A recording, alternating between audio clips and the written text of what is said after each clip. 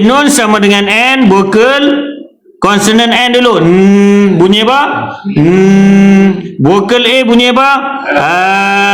Vokal A bunyi apa? Okey, bunyi bunyi okey, kita baca sekali lagi.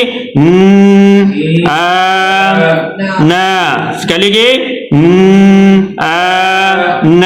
Sekarang ni konsonan F. F macam mana bunyi dia? Macam kita tiup angin saja, tapi jangan sampai bersiul. Okey, fa sifat apa? Hams dan juga rakhawah. Dia tak ada sofir alirkan suara saja. Fa jangan alirkan sofir dia. Dia tak ada sofir, okey?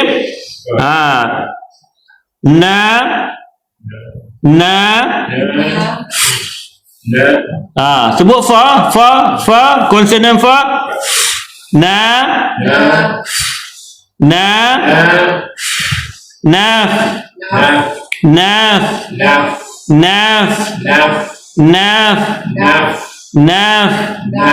Nampak tak? Okey?